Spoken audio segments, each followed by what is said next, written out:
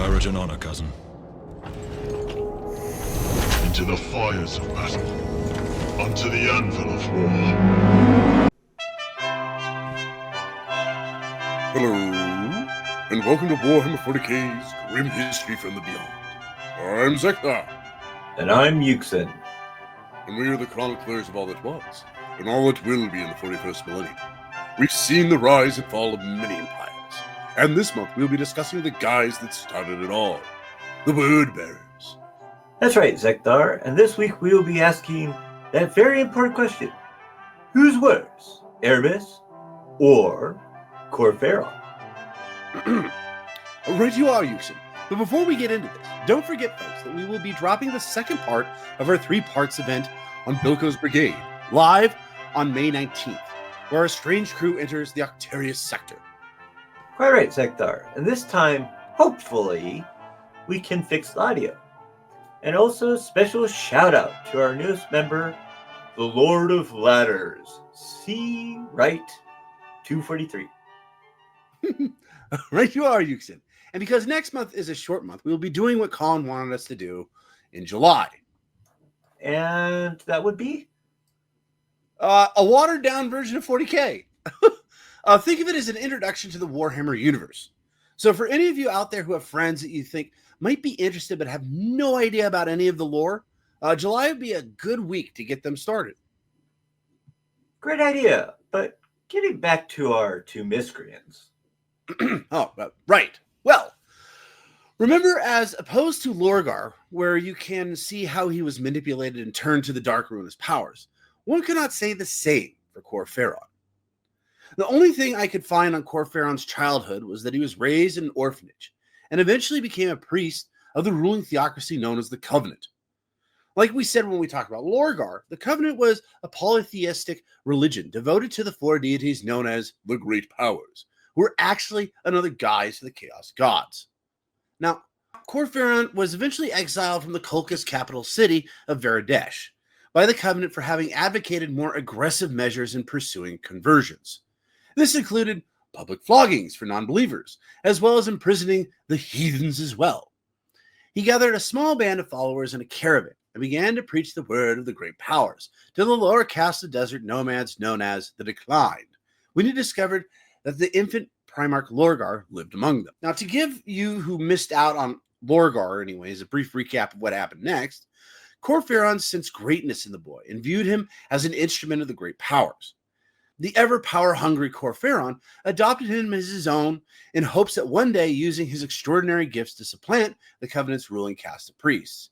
And he did this by slaughtering the band of desert nomads who had discovered Lorgar to ensure the Primarch's existence remained a secret from the Covenant. Though Kor Phaeron raised Lorgar as his own son and taught him the tenets of the Covenant's faith, he often was physically and emotionally abusive to the golden-skinned Primarch. Kor Phaeron consistently attempted to manipulate Lorgar for his own ends, primarily the pursuit of power, but Lorgar always remained intensely loyal to him. However, as Lorgar's fame and the devotion of his followers grew, Kor Phaeron's direct control over his adopted son weakened. When Kor Phaeron ordered Lorgar beaten by the members of his caravan over a minor transgression, his own enforcers refused to carry out the punishment and mutinied against the priest. Lorgar slew the mutineers and saved his foster father's life, which surprised even Kor Phaeron. As a result, Kor Phaeron thereafter was no longer physically abusive towards Lorgar and proclaimed him the Covenant's true bearer of the word. Now, after this moment, Kor Phaeron continued to follow Lorgar around. And the only positive I can say about the man is although he still saw Lorgar as a means to ultimate power, had now developed a genuine fondness for the Primarch. However, he still kept many secrets from his foster son, including his leadership of a sect of the Covenant known as the Dark Heart. Kor Phaeron had no true allegiance to Lorgar's concept of the One, and hoped to use the Dark Heart to one day restore the Great Powers to their rightful place as the predominant gods of the faith. Well, like we said when we discussed Lorgar, he followed the Primarch until he had conquered the world and the Emperor arrived to take his son crusading. Lorgar deeply desired that his foster father accompanied him on the Great Crusade after he assumed command of the 17th Legion. But Kor Phaeron was already far too old to receive the gene seed organ implantation and prepubescent genetic manipulations necessary to grow into one of the Astartes. Instead, through rejuvenant treatments, the surgical insertions of costly bionic and limited gene forging, Kor Phaeron was exalted above humanity as a sign of the value placed in him by his Primarch and was granted the rank of first captain within the Legion. Oh, so like Luther and the Dark Angels? Yes, but as opposed to Luther, who was regarded with respect and reverence, many within the soon-to-be renamed Word-Bearers Legion came to hate the first captain and believed him to be a false Astartes who was impure, a pinnacle of genetic compromise. Luther seemed to be frustrated in not becoming an Astartes, and his brothers in arms, while not pitying him, felt sorrow that he could not join their illustrious ranks. He also tried to remain as helpful as he could and was a positive instrument to the Legion. Kor Phaeron, on the other hand, seemed to lord his relationship over the gene sons of the Primarch, which is probably why he was hated within the ranks of the Word-Bearers. In fact, I have a quote of his that sums his thoughts up rather nicely. No, you are correct in that. I cannot claim to be a brother as this rabble can. I am not Lorgar's son. I am his father, and you would do well not to forget it. But, nevertheless, Kor Phaeron was overall accepted amongst Lorgar's Space Marines because of Lorgar's esteem for him. Kor Phaeron served as both the Primarch's second-in-command and the captain of the elite first company of the Legion. Even in a legion defined by its religious zealotry, Kor Phaeron stood out. Phaeron led the warriors under his command with a fanatical ferocity unmatched by any of their brethren. Kor Phaeron also served as a chaplain for the Legion, a special rank created by Lorgar after he took over the Imperial Heralds. Kor Phaeron advanced quickly through the ranks of the Word-Bearers Reclusium, assimilating the holy words of their Primarch concerning the One, which were to be preached to all the peoples brought back into the God Emperor's fold in the course of the Great Crusade. Now, there's very little about Kor Phaeron in the histories of the Imperium until after the Emperor of Mankind rebuked Lorgar and razed Monarchia to the ground. And if you want to hear about that, listen to our Vox on Lorgar. Euxin tells the story very well. Oh, why thank you, brother. Not at all. But after Monarchia, the Primarch retreated into his shipboard quarters for a solar month and refused to speak to anyone, except Kor Phaeron and the Legion's first chaplain, Erebus. Lorgar mourned the Emperor's command. Removing his power armor, he wore nothing but a sackcloth, his golden skin smeared with the dust from Monarchia's surface over his features with each new day. His kohl-ringed eyes were darkened further by exhaustion and narrowed by the burden of shame. In the meantime, the 47th Expedition Fleet of the Word-Bearers sat idly by, orbiting the world of 47-16. The 16th world to be brought into imperial compliance by the 47th Expedition. Yes.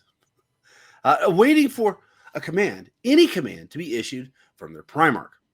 As the Word-Bearers sat becalmed in deep space, following the Emperor's rebuke of Lorgar's actions, it was Kor Phaeron who first gave voice to the idea that if the Emperor would not accept their worship, there were other beings in the galaxy who would. Kor Phaeron and Erebus sympathized with Lorgar's unrequited religious longings and felt that the Word-Bearers Legion should serve gods truly worthy of their worship. Kor Phaeron understood Lorgar's need for acceptance by a divine power, and he knew that the powers of the chaos turned no one away. Kor Phaeron's quest for power had long ago led him to chaos through the old faiths of Kultkas, which had been a religion dedicated to the different aspects of the chaos gods before Lorgar's coming had unleashed the new faith of the God Emperor upon the Kulkisian people. Always having maintained his belief in the old faith through his membership in the Dark Heart of the Covenant that had never given up the old ways, Kor Phaeron now determined to convert his Primarch to the service of the Dark Gods. As Lorgar brooded over the Emperor's reproach, Kor Phaeron worked subtle manipulations and whispered appeals to Lorgar's pride alongside Erebus, who had also been long corrupted by chaos, slowly poisoning the Primarch against his father and the Imperium he led. Thus, the seeds of the Horus heresy were first sown amongst the Word-Bearers. Intrigued, Lorgar demanded that the Legion find these gods, and Kor Phaeron and Erebus, both of whom had been secret devotees of chaos for solar decades, proposed a sacred journey similar to those undertaken in the myths of the Covenant, later known as the Pilgrimage of Lorgar. Now, hearing of Lorgar's inactions, the Master of Mankind was on the verge of once again reprimanding his tardy son, when news reached him that the Word-Bearers had suddenly renewed their campaign with great vigor. Instead of imperial compliance, the embittered Lorgar only offered the doomed populace of 47-16 the sword, and in his wrath, untold numbers of atrocities were committed. Not aware of what truly occurred in the wake of his reprimand, and pleased with what appeared in initial reports as progress, the Emperor focused on other matters at hand. Well, I would say tell that, brother, but I know Erebus' story quite well, and you might have Kor Phaeron beat here.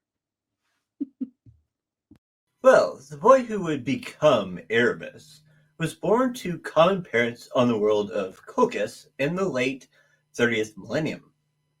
Even at a young age, he felt it was his purpose to manipulate, deceive, and sow discord among his fellows. He felt a thrill testing his own limits with such immoral acts, which as a boy first manifested in his teasing and torturing of Colchis desert scorpions. His parents often scolded him for his troublesome behavior and lack of educational achievements like his peers, comparing him in particular to the boy who was the pride of his village, a highly religious and studious child named Erebus. Taking his parents' advice to be more like Erebus perhaps a little too literally, the boy strangled the more accomplished child with a garrote and replicated Erebus's facial tattoos. Taking Erebus's identity for his own, the boy departed his village and became an aspiring priest of the Covenant of Colchis, in the planetary capital of Veredesh. Erebus cared little for his religious studies at first, but gradually began to appreciate their spiritual insights. One day he saw his face reflected into 4 parts within a cracked mirror, and he realized in that instant what the gods of the Covenant, who were actually Thruin's powers, had always been with him and guided his actions. Erebus became a devout servant of chaos thereafter, mastering the tenets of the old faith of Colchis, which had always been yet another form of chaos worship. When the Covenant of Colchis fell to the control of Lorgar and his followers, Erebus went into hiding for a time, before re-emerging as an acolyte of the Primarch's new direction for the faith. When the Emperor arrived on Colchis, Erebus was already well aware of his threat to the Chaos Gods as the being they named the Anathema, and was the only mortal on Colchis not overcome by his glory and psychic aura. Instead, Erebus felt exhilaration at seeing the man he knew that he would one day bring low. As a servant of Lorgar, Erebus was among the youngest Caucasians who was transformed into Space Marine of the Imperial Herald's Legion in the first intake of the native Caucasians shortly after. By the time Lorgar renamed the 17th Legion the Word-Bearers, Erebus had already set into motion the Dark God's plans to stop the Emperor from initiating a new golden age for humanity that would see their influence greatly diminished. At the end of the Great Crusade, Erebus held the prestigious position of First Chaplain of the Word-Bearers Legion. He was a fearsome and intimidating Astartes warrior, with whole sections of the Book of Lorgar tattooed across his shaven scalp to terrify his enemies.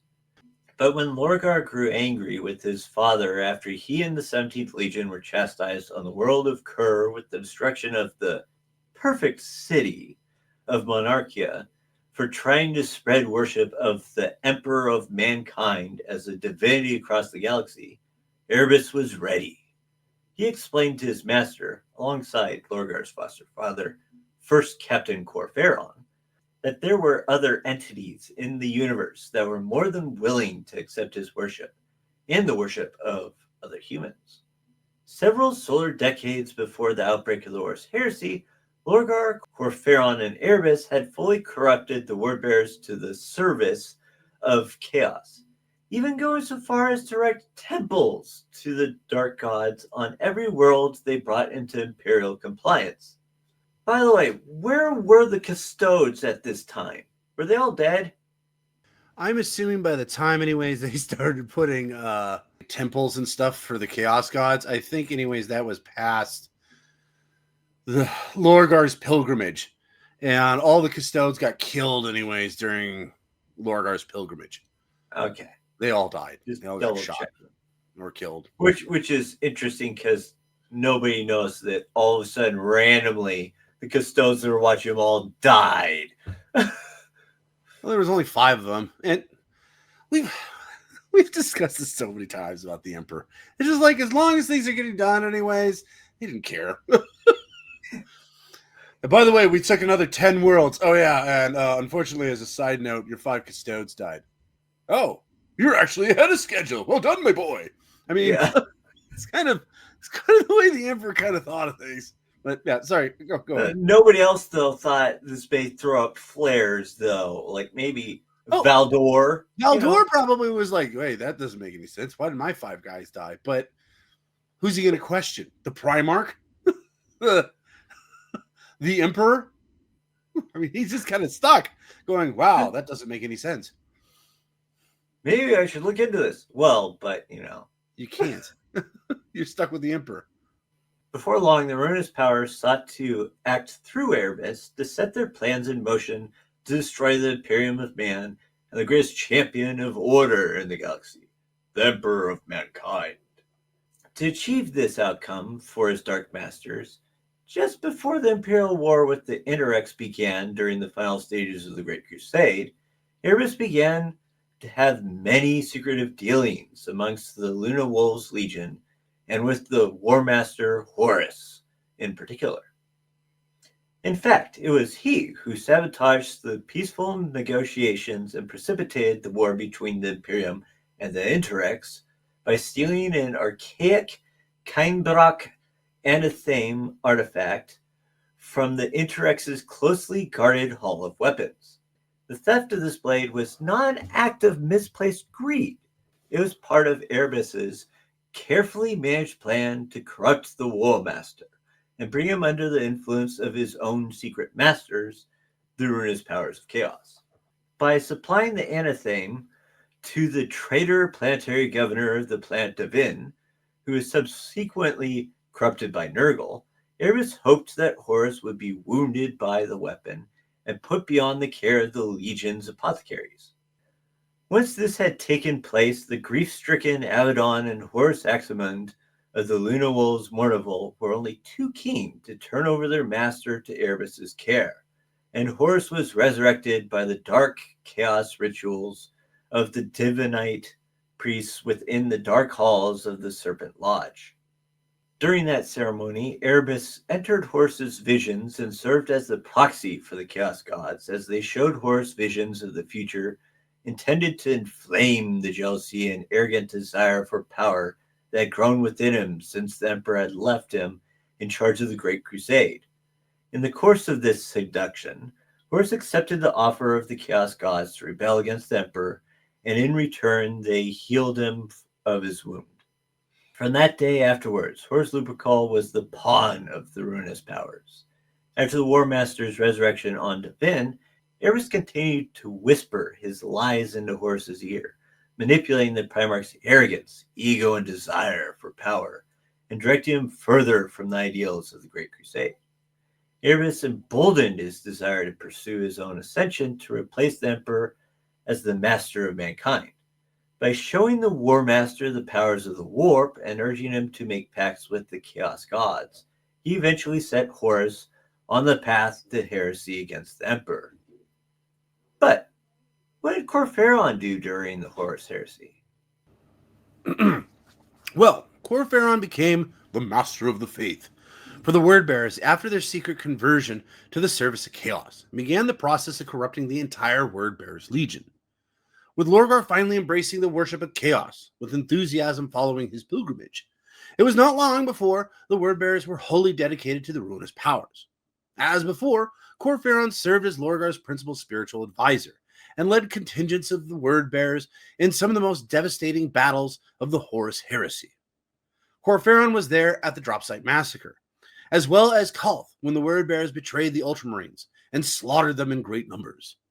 Yet it's here where his story takes a turn for the worst, because Rebute Gilliman wouldn't let his boys die without a fight. It was during this time that Kor Phaeron attempted to turn Ultramarines Primarch Rebute Gilliman to chaos with a shard of the anatheme, just as Erebus had done with Horus. But Gilliman only answered by ripping out one of his two hordes. Defeated, Kor Phaeron retreated into the warp aboard the infamous Imperator, pursued by the Ultramarines aboard the Macragge's Honor. After luring the Ultramarines into the warp, Kor Phaeron ordered his crew to turn about and attack, since destroying the Ultramarines' flagship was the next best thing to killing Gilliman himself. However, the Ultramarines' fighting skill and resolve proved the equal of the Wordbearer's zealous hatred, and the infamous Imperator was destroyed, though not before Kor Phaeron hastily cut a hole in reality with his athame and escaped, arriving on Sicarius, a demon world inside the Eye of Terror. Attacked by demons and other warlords on the world, Kor Phaeron's party was eventually reduced to just 6 Space Marines and 12 mortal servants. The group was saved by a prophet known as Japheth, who states that if Kor Phaeron sacrificed himself with his own athame, that a portal to Terra would open up to allow the rest of the fight alongside Lorgar in the siege. However, rather than face his fate, Kor Phaeron instead killed Japheth, and his fellowship remained on Sicarius until Lorgar showed up. Okay, all right. This is where I think Erebus really catches up with Kor Phaeron, because he was very busy during the Horus Heresy. Well, the fact that he caused the Horus Heresy. But anyways, moving on. Indeed. Along with Horus, Erebus masterminded the Isstvan III atrocity that resulted in the massacre of the traitor legions remain loyalists on that world, as he was ever mindful of the need to eliminate those elements of the traitor legions who still served the Emperor before the war against Terra could begin. Erebus acted as Horus's dark spiritual advisor and co-conspirator throughout the Horus Heresy. Erebus, however, only ever truly served the dark gods of chaos, and himself, of course. Erebus later proved instrumental in the aftermath of the Battle of Calth when he successfully summoned the Ruin Storm, the great warp storm that effectively split the Imperium in two for the duration of the Horus Heresy. During the Shadow Crusade, Erebus manipulated the powerful word-bearer Argel Tal through a series of events that led to his death when Erebus viciously stabbed his athame dagger into the Crimson Lord's back, killing him. This was because the first chaplain foresaw that the commander of the possessed Chaos Space Marines, known as the Gal Vorbak and the Vakrajal, would prevent the World Eater's Legion's first captain, Karn, from achieving his ultimate destiny of becoming the Blessed of Kor. Such a fate would ensure that the traitors lost the war against the Emperor. As Karn and Tal were close comrades, Erebus was nearly killed by the World Eaters once he discovered the first chaplain's hand in his friend's death. Erebus was viciously beaten by Karn before being forced to teleport himself from the World Eater's flagship, the Conqueror. Erebus again suffered humiliation after the Battle of Cygnus Prime, which had been another of his plans to corrupt one of the loyalist Primarchs, in this case, Sanguinius of the Blood Angels Legion. Erebus had been warned by Lorgar that this attempt would fail, as Sanguinius would never turn against the Emperor. But he had convinced Horus to order the Blood Angels to Cygnus Prime anyway.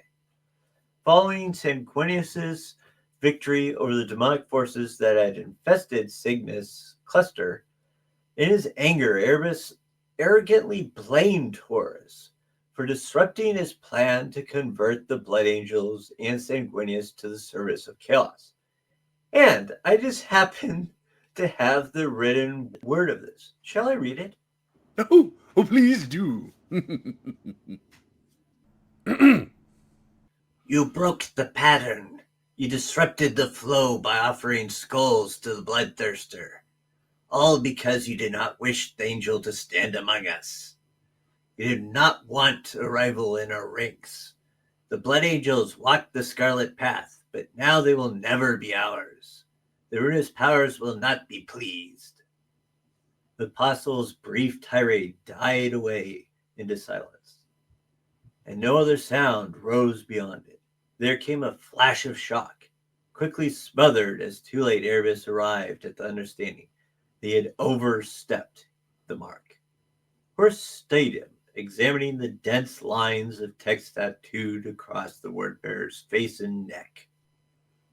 I admit I am displeased at this turn of events.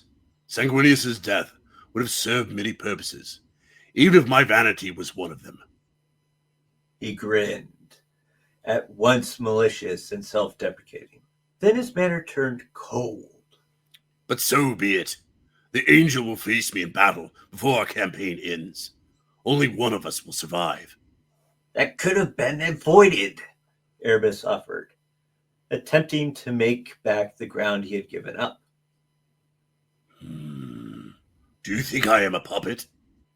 Said Horus. He nodded at the Red Angel. A weapon to be commanded? I think you may. I think you must be reminded of your place in the scheme of things. The War Master's hand shot out and snatched at the hilt of a dagger sheathed at the Dark Apostle's belt. Erebus gave a gasp as Horus took his athame and turned it in his grip, letting the warp-touched blade catch the chamber's ill light.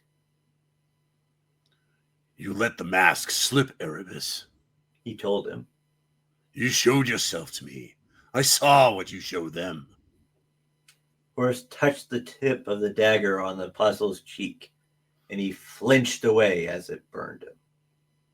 The sons of Horus were suddenly there at his back, blocking his retreat. For a moment, the word-bearer's legionnaires in the chamber hesitated, hands falling to their weapons, ready to defend their master. But Erebus slowly shook his head, warning them off. He had to realize what was to come, and that he had no choice but to accept it. Let me see that face again, said Horus, cutting a bloody line across Erebus's forehead, as his warriors took the apostle's arms and held him rigid. Your true face.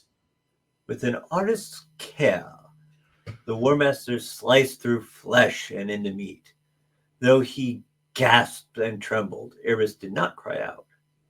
Horus took the severed edge between his fingers, and like the turning of a page, he skinned Erebus's face from his blood-smothered head. The word-bearer staggered back, his features a ruin of crimson, stark white eyes glaring out, unable to blink. The things that whisper in your ear, that you hold in concord with your pacts and your inscriptions, remind them that they are not the architects of this war. Horus paused as he considered the bloody rag that was his new trophy. I am. Erebus, his face regenerating slowly but now horribly mutated, later reappeared to dispatch a force of warbearers under Valdrek Elias and Barthusa Nerik in order to acquire the Fulgurite. After Elias attempted to betray Erebus, he reappeared in person on Traoris to kill his apprentice, give Grammaticus the Fulgurite, and allowed him to leave with it. Erebus by this point had been banished by both Horus and Lorgar, but still viewed himself as the Shadow King of the heresy who was closest to the Dark Gods. During the later heresy and Siege of Terra, Erebus assumed a variety of disguises and infiltrated both sides in order to fulfill his agenda. One of his most notable disguises was the Wordbearer's Apostle of the Unspeaking, who proved key in the ritual to open the way for the traitor armada to emerge on Terra during the last stages of the Solar War.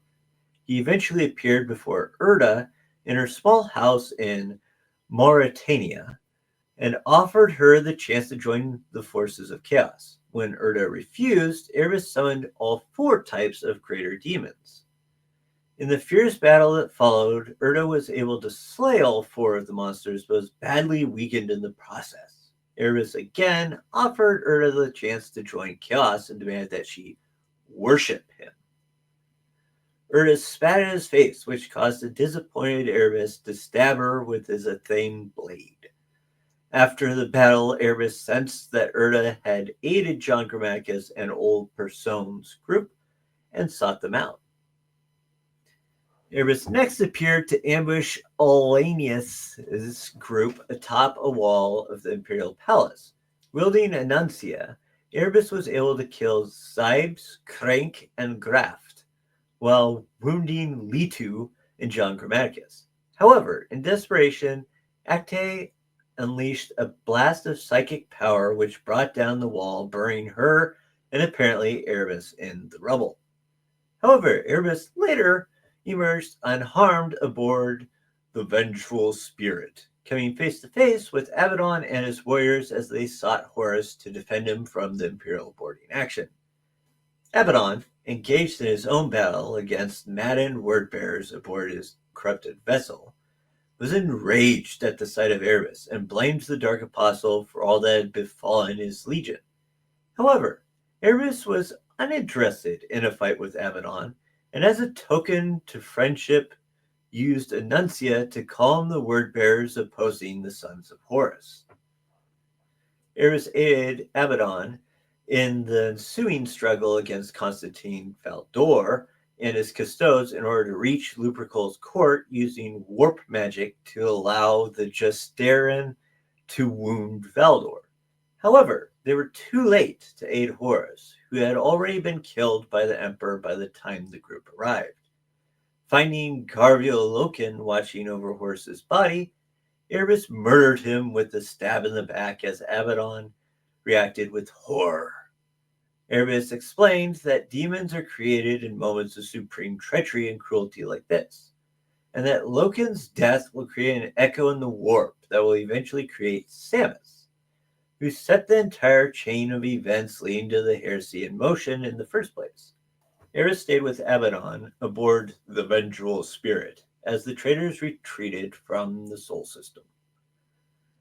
Well, that was the Horus heresy, but tell me this, what has Kor Phaeron been up to recently? Well, since the Horus heresy, and in the absence of Lorgar as a force in the 17th Legion, Kor Phaeron has become the Legion's Black Cardinal and Keeper of the Faith. He has often engaged in a power struggle with the first chaplain Erebus for control over the direction of the Legion. Concerned that Erebus has too much sway over the Dark Council and that he is leading the Legion down a self-destructive path, Kor Phaeron tried to organize a secretive cabal within the Word-Bearers Legion known as the Brotherhood to remove Erebus from power. But the former first chaplain was tipped off about the attempted coup by his fellow Dark Apostle Marduk. Kor Phaeron then renounced all ties to the Brotherhood and kept his position of leadership within the Legion, but the animosity and distrust between the Black Cardinal and Erebus has only intensified. But during the 42nd millennium, Kor Phaeron has entered real space once again in the Taladus system, launching a massive chaos invasion of the Taladus system that was controlled by the Ecclesiarchy in the Veritas subsector of the Segmentum Solar. As per usual, he seeks to convert the bulk of humanity to the service of worship of the Chaos Gods. To this end, Kor Phaeron forged an alliance between his word-bearers and an Iron Warriors warband commanded by warpsmith Etrogar, and a piratical Night Lord's fleet under control of the Chaos Lord Yaris Kine. The war proceeded on three fronts: on Benediction, on an Austro-Militarum fortress world of Gradesk, and in the void surrounding the asteroid belt called the Tears of the Emperor at the very edge of the system. Now, while the Imperium has so far managed to blunt the Chaos assault on the Taladus system on every front, the conflict is far from over. And that is all I'm going to say on the matter, because I am planning on doing a bonus box on the Taladus Wars, and I don't want to give too much away. But tell me something, brother. What has Erebus been up to in these recent years? Well, after the defeat of Horus at the Siege of Terra, Erebus fled into the Eye of Terror with the rest of his legion. Erebus is currently a Dark Apostle of the Word-Bearers Traitor Legion and a member of the Legion's Dark Council, the ruling body of Sicarius, the demon world ruled by the Word-Bearers within the Eye of Terror. Erebus is engaged in a near-constant struggle with his ancient rival Kor Phaeron for control of the Word-Bearers as the Legion's Primarch Lorgar remains locked away in deep meditation with the Chaos Gods and has not directly taken a leadership role in guiding his legion in centuries. During the 13th Black Crusade of Abaddon the Despoiler in 999.M41, Erebus led an army of word-bearers across the Akkadian sector, sacrificing millions of human captives to summon a vast army of demons to assault Imperial forces at the Akkadian Gate and across the rest of the sector. Now, how about we finish things off by deciding who is worse? An excellent idea, Houston. So I figured anyways, the best way of doing this is if we kind of broke it down into a few questions and concepts. Like, for instance, who do you think actually changed humanity's fate more? Kor Phaeron or Erebus? Me personally, I think Kor Phaeron did. Actually has this one. Okay, what's your reasoning behind it? Well, he's the one that corrupted and changed Lorgar the way he was. He's the one that got the whole ball rolling on the heresy. It was his idea to actually have Lorgar start following chaos, which starts the whole thing. Well, so I think he's influenced. Erebus also wanted that to happen. Anyways. Yeah, but Kor Phaeron, I think, had more of a push, anyways, with that, just simply because he's still, anyways, Lorgar still considered him as dear old dad. Yeah. So, I mean, I think this is probably the only thing that he's going to have, anyways, on Erebus, because Erebus is just like a nightmare wrapped in a giant dick. I mean, it just everything that he does is terrible. But that's my 2 cents, anyways, on this question. What do you think? Well,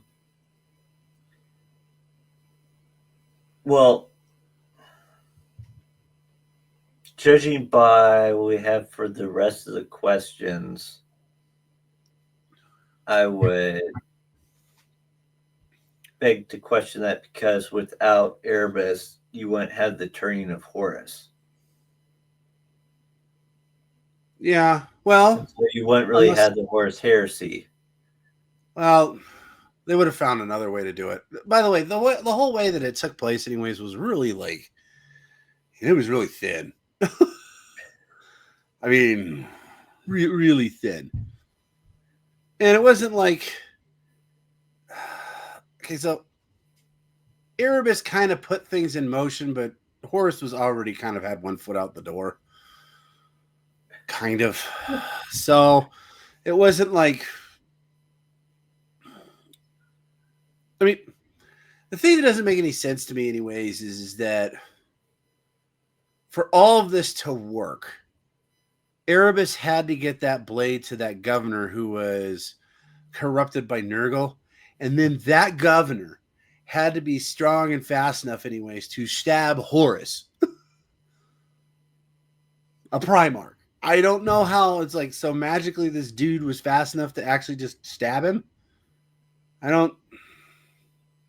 It didn't make any sense in the book either. It was just kind of like, what? How did he even touch him? I mean, well, it's because he was blessed by Nurgle. It was pretty hokey. He gets separated from the rest of his Space Marines, but it's just I will admit, anyways, the governor, anyways, by that point had kind of been changed by Nurgle. Yeah, but you'd think it'd be somebody like, it wouldn't be Nurgle, but like, for example, Zench, what more pops in my head as somebody who would strike fast. Nurgle, just what pops in my mind is durable.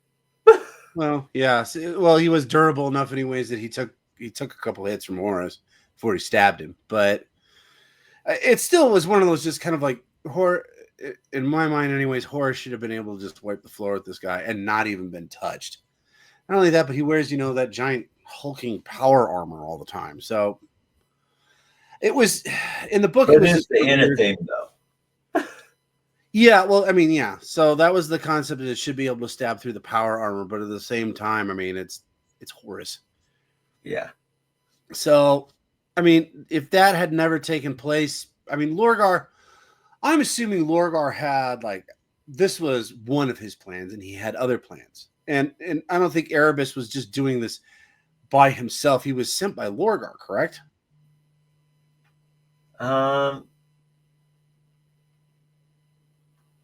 He was probably sent to just do something, not specifically, but just do something to turn Horus.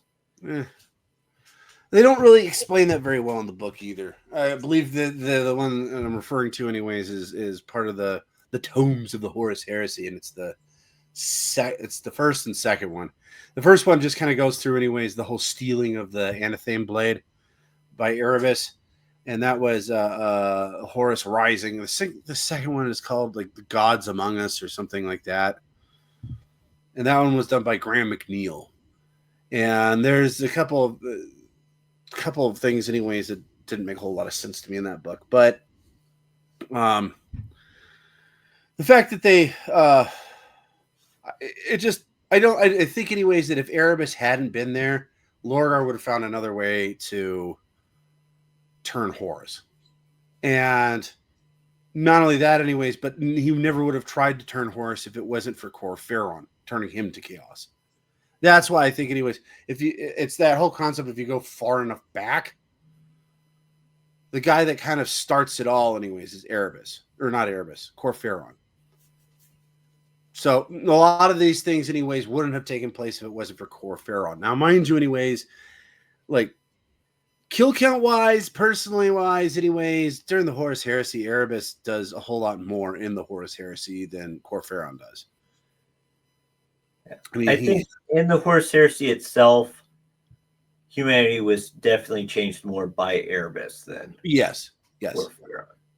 I'm just saying, on the grand picture, anyways, of which person has changed humanity's fate more, I'd probably say Kor Phaeron. But then again, anyways, like you were saying, anyways, who was more influential in the Horus Heresy? Erebus. I mean, there's no question.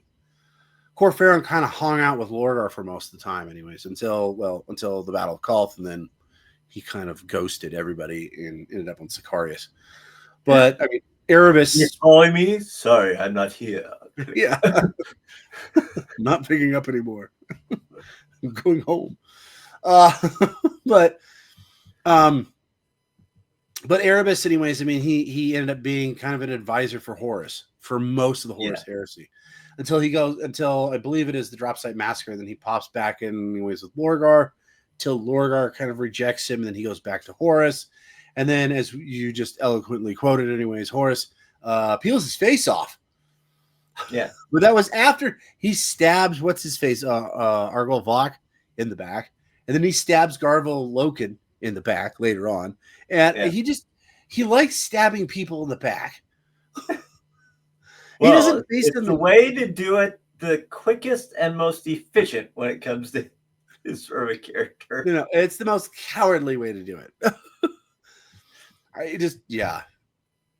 Well, when you're going to, first of all, though, if you're going to get somebody like Loken, you know he wouldn't win. Well, yeah. Loken. So what are you going to do? Well, just stab the guy in the back so he isn't able to approach you to begin with.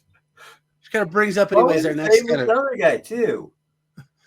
Which kind of brings up my next question, anyways, which is, who do you despise the most? Now, out of both of these guys, anyways, I mean, hands down, it's Erebus. I mean, Kor Phaeron, at least you can kind of follow the train of thought across the line of why he's doing it. I mean, it's dark and it's evil. I get that. But Erebus, it's just, why? You moron. A lot of times. And it's just anyways, out of everything he does is out of spite. He's a terrible character. He needs to be punked across the galaxy by someone. I don't care who. Someone. It'd be great if it was actually Lorgar. That would make my day if it was Lorgar.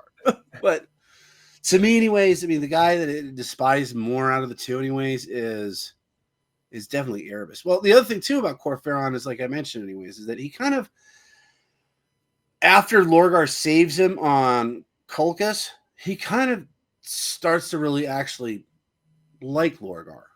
So he starts treating him a little bit differently. Now, mind you, he still manipulates him, and he still, is like, wants to remain in control, but it definitely changes his character. So, I mean, And a lot of the stuff that he ends up doing later on, I mean, yes, is like he still follows the dark gods, but he's also, anyways, understands that Lorgar, wants somebody to worship. And he's like, well, I've got somebody that can help you, son. So at least there's I wouldn't really call it a redeeming quality, but it's it's a quality as opposed to Erebus, who has none. He has no qualities, I don't think, other than just being he can stab someone in the back. He's good at that. But that's me personally. I can't stand Erebus. What about you? Actually, I mainly because of Kor Phaeron's character, I actually probably despise him more than Erebus. Erebus is really? just like, the reason behind that is because when I think of Erebus, I think of, okay, this is the guy that you point all of your, hatred towards. Mm-hmm. Kor Phaeron is the person that I would despise more, though. Oh, because he's like the puppet master in the background. Going like, dance, you fools. Yeah. Meanwhile, Erebus is the one that's just like, I will stab this person and I will move on to here and try to do this here, which may or may not work. I'll go, here you go, Grammaticus, take this. I'm piecing out. Why? I'm not telling you. Okay. Yeah. Okay. All right. I could see why you despise him more. Okay, so that's one of the differences. I hate Erebus more. I despise Kor Phaeron more, though. It's a fine line, but there's a difference between the two. Right. Now, who killed more people? I think Erebus has got this one by a landslide, because Kor Phaeron kind of was more of a, like you said, anyways, kind of more of the puppet master in the shadows, kind of doing things. Erebus got his hands dirty occasionally. He didn't do it, like. Well, that plus he didn't do it very honorably, like we've said before. He stabbed people multiple times in the back. But what were you saying? Sorry. That plus he did create the Ruin Storm, which I'm pretty sure killed quite a few people. Yeah. So, okay. And then who was more influential? We kind of discussed that already. Yeah. Erebus seems to. Currently, it's up in the air, but in general, yeah, Erebus has been more influential over time. Well, now, anyways, it seems more like Kor Phaeron has kind of gotten a little bit more of the upper hand, but he's doing more too, anyways, right now in the 42nd millennium. Right now, it seems like Erebus is just kind of hanging out with Abaddon. Kor Phaeron's actually leading an invasion. He's not doing a very good job of it, but he is leading it. I'll get into that on the bonus box. But so it really just kind of boils down, anyways, of which one you actually hate the most. I mean, I think we can both agree, anyways, that if both of them were shot out of an orc cannon, neither one of us would have a problem with that. Yeah, either one of them. Or got stepped on by a giant squig or a squigoth or whatever the hell they're called. Or or shot with a rail gun, anyways, by a Tau. Any way that you want to kill them. An assassinorum attempt. Alpha Legion finally does them in. I mean, I'd be fine with any of them. Even if not Lucian. Not Lucian. He's one exception. Not Lucian. I don't think I care if Lucius killed him either. That's how much I hate these two. No, I mean, Lucius is, whole take over the other person thing. I mean, that would require one of them to actually be able to kill Lucius, and I don't think either of them could. It's not kind of their forte. Well, Erebus could. That would be weird. But that would be because he'd stab him in the back. So I don't know how that would work. I can use chaos powers too. Pops up behind him. Stab. Well, the real question, though, is that because Erebus is like the prophet of all of the gods, what would Slaanesh do? Would he actually bring him back? Lucius? Because if he brings Lucius back, anyways, he's killing Erebus. That is an interesting question. No wonder if Slanesh would go, well, sorry, dude, you served your purpose, and this is like the one guy I can't touch.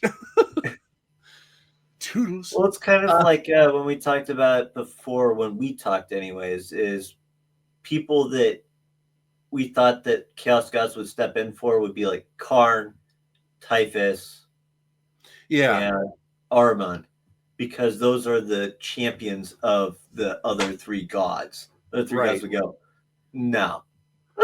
But Erebus, on the other hand, anyways, it seems to be protected by all of them. The other guy that we also thought too was probably Abaddon. Yeah. Because he's also, anyways, he's the War Master of Chaos, the ruinous powers. So they probably would have been like, yeah, you can't touch that guy either. But it really boils down to, anyways, like the person who created the weapon that actually caused the. So here's the question to you, anyways. Which one do you hate? Which one's the worst? The one that I hate the most is Erebus. Okay. Why? Because he's just a horrible. He's the worst. Yes, he's the worst. It's just why? Well, he caused the worst heresy. He brought the Imperium down quite a bit with his manipulations. And yes, Kor Phaeron and Lorgar did that too, but he did that. Plus, he also stabbed people in the back, and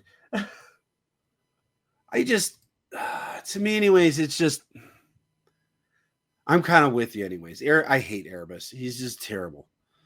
But the more that I learned, anyways, about Kor Phaeron, it's more of a pondery to me than it originally was. Let's put it that way. I mean, just normally, anyways, when you think about it, just straight up, you're like, it's Erebus. But the more you do, anyways, the research, Kor Phaeron really is a pretty foul individual too.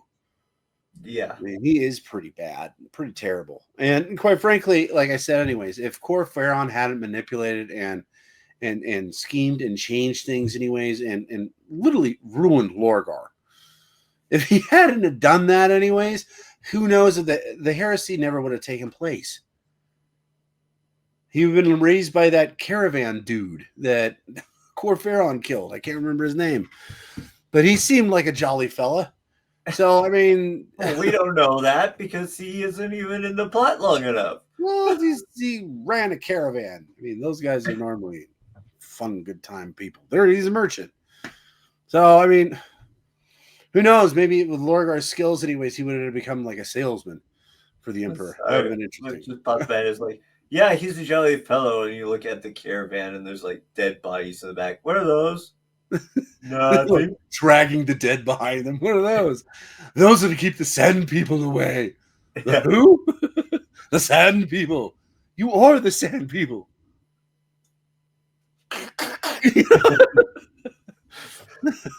I mean, maybe they dodged a bullet. I don't know.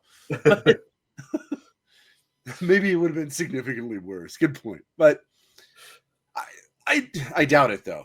Kor Phaeron's a pretty terrible person to be raised by. I mean, worse, all of a sudden, instead of Erebus stabbing somebody in the back, it's Lorgar. It happens to be the Emperor. Yeah, that would be significantly worse. Maybe. Yeah. To me, it's just none of this would have taken place if it wasn't for Kor Phaeron. That's the simple truth behind this whole thing. Now, mind you, anyways, once the ball starts rolling, yeah, Erebus is just simply the worst. Yeah. And I'm going to agree with you anyways, it's Erebus. But like I said, it was just, the more you read about Lorgar, the more you realize how much of a douche Kor Phaeron is. And how much you really just kind of, it would have been so much better if he just didn't exist. Now, the real question actually would be, too, anyways, is that if he was, let's say Lorgar was raised by the caravan dude, and like you kind of thought about it anyways, is like he might have ended up like Vulcan, Vulcan, because one of the things that Lorgar does, I mean, he thinks anyways that he's looking out for humanity. He still does in his own twisted way. So what do you and obviously anyways, he would have somehow anyways ended up conquering the planet again, because that's how all the Primarchs worked. I don't think there was a single one of them that didn't conquer a planet. Omegon. Alpharius. Okay, those two, yeah. But Neither of them. oh, they might have. Who knows? Who really knows? Yuxin. They could have conquered many worlds before the Emperor showed up, or they found the Emperor, or they could have just stayed on Terra and helped him conquer Terra. Who knows? But anyways, at that point, anyways, he still probably would have ended up meeting Erebus. Yeah. So I wonder what would have happened. I wonder if Erebus would have been able to actually, well, could he have even manipulated him at that point? If he wasn't set up and built like Kor Phaeron wanted him to, where he could be easily manipulated by people that were close to him, would he even be able to be manipulated? Maybe Erebus would have actually met his end on Kulkus because he pissed off Lorgar, and Lorgar punted him into the sea. I don't know. It's a fun thought, though. That's just, I mean, if I could get a way to videotape that anyways, it'd be awesome. Just Lorgar punting Erebus into the sea. It'd be my screensaver. But unfortunately, we are out of time for today. Now, join us next week as we give our conclusion of the Word Bearers. We'll answer any questions that you guys got. We'll probably even talk a little bit of the Goral Vorback, the demon dudes that are actually still around. They're actually kind of a pretty interesting sect of chaos, and we'll probably be getting into a little bit more anyways on what we'll be doing in the future. Fantastic. But if you enjoyed our little show, could you please be so kind as to push that subscribe, like, or follow button? And if you wish to help us expand our work on 40k lore, by all means, support us by joining our membership program on our YouTube channel, Tales of Ashraka. Indeed. And remember, if you do join, you get to tell us what you want us to talk about for a whole month. But most importantly, have a great day. And until next time, this is Ekthar And Yuxin. signing off.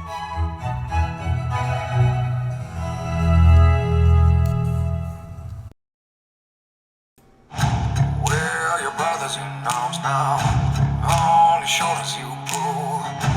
All humanity forward till your time is paid in full. Where humanity's finest, young Imperium son. Show them all where the line is now until the day is won. Hold your head up now, soldier, till your role's fulfilled. Keep our enemies